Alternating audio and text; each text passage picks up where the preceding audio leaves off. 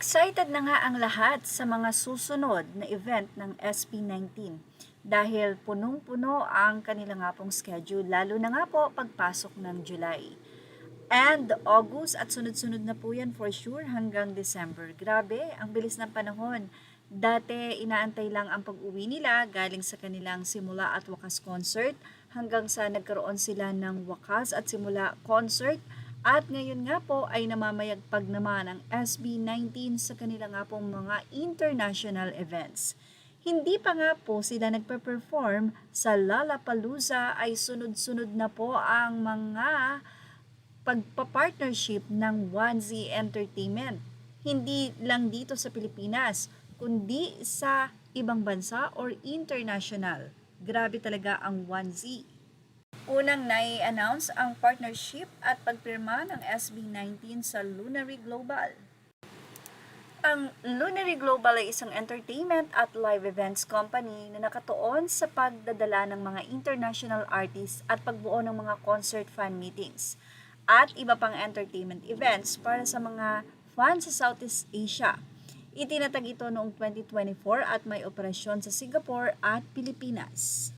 Hindi pa nga natatapos ang buwan ay isa na naman pong announcement ang nag-viral sa social media at excited ang mga fans dito matapos pumirma na naman ng kontrata sa isang sikat na ahensya at pangatlo sa masasabing kilalang ahensya sa buong mundo.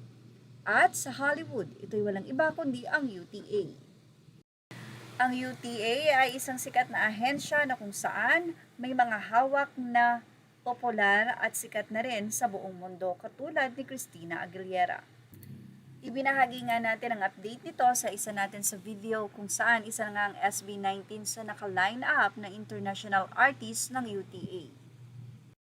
At hindi pa dyan nagtatapos dahil mauuna pang mag-perform ang SB19 sa Grammy Museum kung saan mapapanood po sila sa July 28. Napakaganda din ang artikulo na sinulat ng Grammy Museum at ni-recognize nila na ang SB19 ang kauna-unahang P-pop na nagpakilala ng musikang Pilipino o grupong musikang Pilipino international.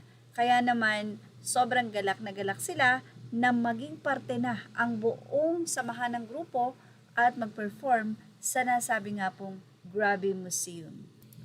Samantala, kamusta na nga ba ang 1Z Entertainment matapos ang napakalalaki nga pong partnership ang dumating sa kanila? Ano po ba ang masasabi ng presidente ng 1Z at ang grupo ng SB19 na si Pablo? Aniya sa isang interview, right now, 1Z is stronger than ever. We're growing exponentially with all the team we have right now. I'm just happy that our fandom is strong. Our people are strong, and even the partners that we have are also strong.